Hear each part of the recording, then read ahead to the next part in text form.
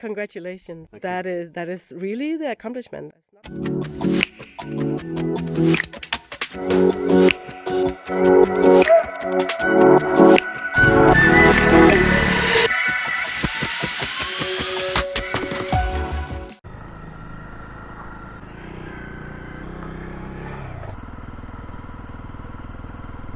What a cool car.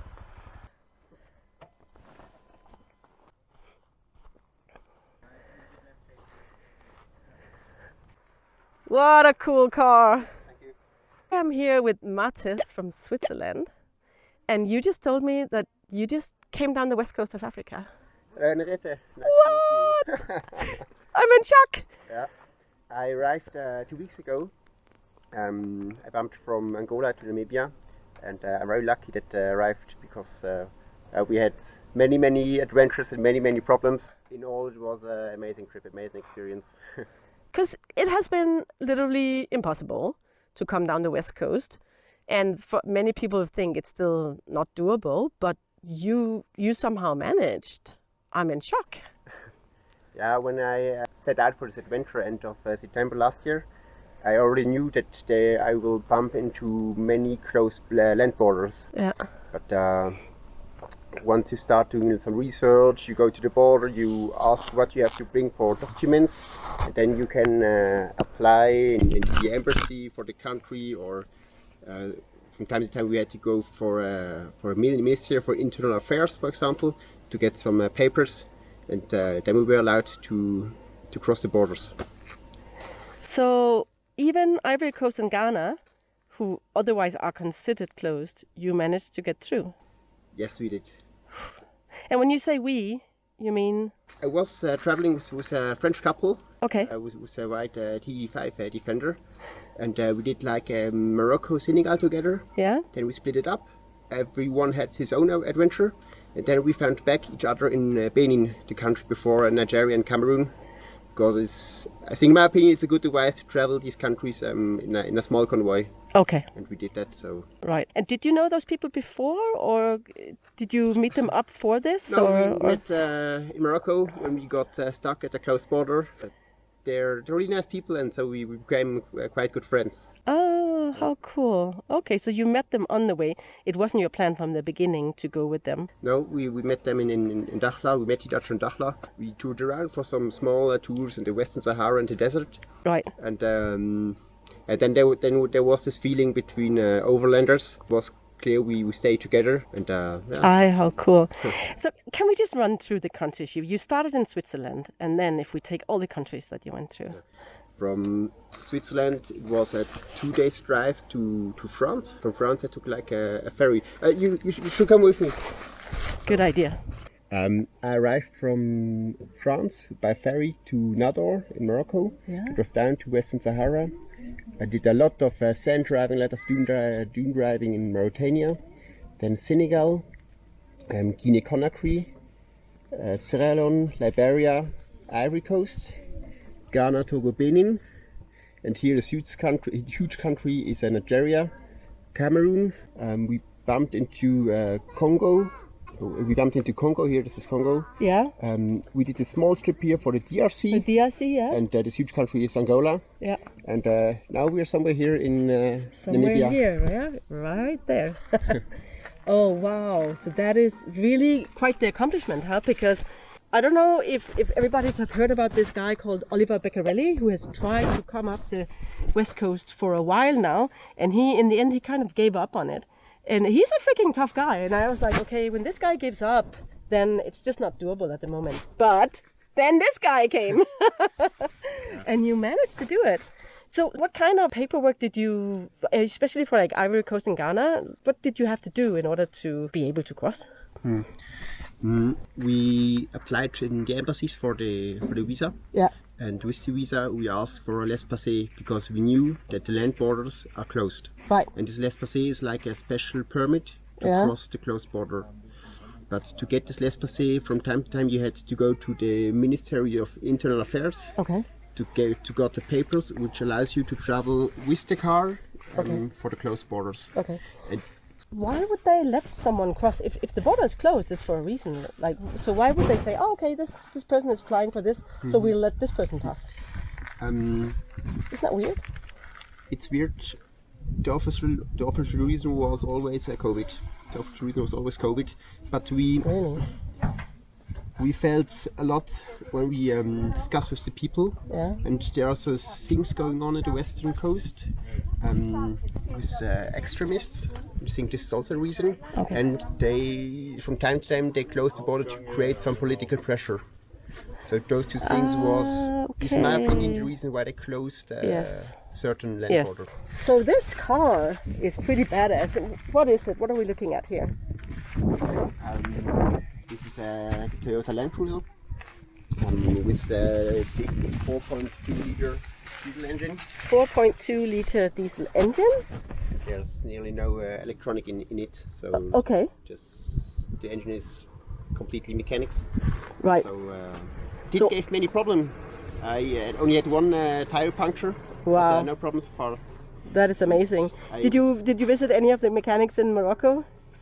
Yeah, but just to grease the leaf springs, grease like the crossbars, to grease them. But who did you go to? We went to Ali. Where? Ali in Zagora? Zagora, yes. Oh, he went to Ali in Zagora. I love Ali. Hello. Hello, good. Welcome. Where are we now? Welcome to Gara Sahara Zagora. Nice. Yes. This is a legendary place. It's like a museum. Look, Arjen Brouwer and Unik and this is friend of Brouwer. Wow. It seemed like everybody comes through here. And this Dutch. Are you kidding me? That is so cool. Sorry? What year is this car? The car is a year of 2001. 2001? And I did 35,000 kilometers in Africa. 35,000, right. 35,000. Wow. And what is your end destination now? It's Namibia. It's Namibia? Okay. Yeah. I'll soon have to go back to work in Switzerland. And will you leave the car here? I will leave it here in a secure place. Okay. I will come back and we'll do maybe another short trip in South Africa, Botswana. Oh, nice. Then I will take it back to Switzerland. Ship it or drive? Ship it by container. Okay. Oh, cool. Okay, so you have some protection here. That's pretty cool. That's smart. And what is this? It's like a high lift jacket, call it. That's to jacket. Yeah. But it's too big, it's too clumsy, too heavy. Okay. Is the snorkel working? It's working. There's like a pre-filter. Yeah. I call it this cyclone filter. So when the air streams in, the sand gets stuck here. Smart. And don't go down to the air filter. Very smart. This is the only, in my opinion, the only reason why you should put on a snorkel to work. Okay, right. Because how often do you go through water that comes all the way up here? No, never, never. You don't do this. No, it's true. Can I see it inside? Yes, of course. Oh, I already see you have the Garage Sahara Zagora sticker. Yeah. That is too damn cool. Maybe go to the other side. Yeah. This is the trash bin. It's a backpack used by the Swiss Army. They still use it to go for big exercises. Oh, that's so cool. Got one a second hand.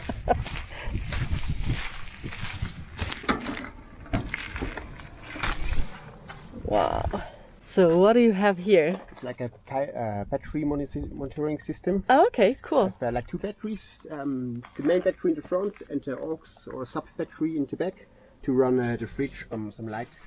And this is a little tablet for navigation? Exactly. This is like my small boarding computer. Oh, very cool. And you have is that a walkie-talkie? Yeah, it's like a CB radio. Okay. The previous owner installed it. In the beginning I said, oh, this is not necessary to have it, but it's really nice if you travel in a group of cars. So you used it with the people that you traveled with? Yes, with this French couple, they also had a CB and that's so smart. So nice for communicating, and sometimes there's like a goat or a small child running on the street.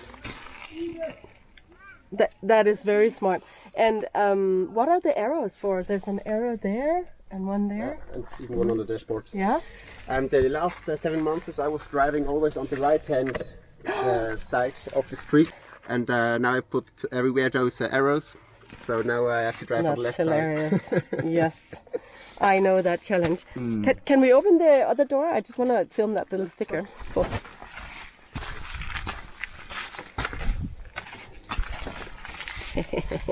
Look at this garage, Sahara, Segura. Hi guys, in Segura, I miss you. Wow, I love this setup. So cool. Wow. Congratulations, really. That is really the accomplishment. And you and this couple have done it. And you said there was another guy. Yeah, there was another German couple. They crossed the border with us. They were driving or traveling with a huge Mercedes truck. Yeah. And they did the same route as we did. The only difference is from Togo they shipped from Togo to Cameroon to skip Nigeria. They skipped Nigeria. Okay, right. I think they done right because with a huge truck you attract a lot of attraction. Oh, okay. So I think they done right. You still must have attracted quite a lot of attention with being because you can hardly have met any travelers on your way, or? This is the only thing was really missing during this trip. All the travelers I met them in Morocco. Yeah. And I know them since then. Right. So I didn't meet any other overland travelers. This was a little bit sad, but I already met some nice people here in Namibia. Yeah, that's cool. I'm glad. Oh wow, yeah, you're gonna meet a lot, both when you come back and do South Africa and Botswana. It's but it must also have been quite special because you were going in a period where no people would go. That's very special. But the Western Coast it's not a touristic place. That's They're not true. used to tourists or to overlanders. There were many times when we had to explain who we are and what we do here, and that we come here to visit a village and that we need just a place to stay for a night and that we will leave. People were often afraid because when they thought we will take the children, we will take the women, we will take the land, we Are will you start a mining kidding company. me? From time to time we really had to explain So when you what get, tourism is. I understand. So simply because you get to a place where people are not accustomed to tourism, and then they're like, "What are you doing here?" I mean, that I understand it. Wow. There are That many is villages remarkable. without running water, without electricity. Yeah.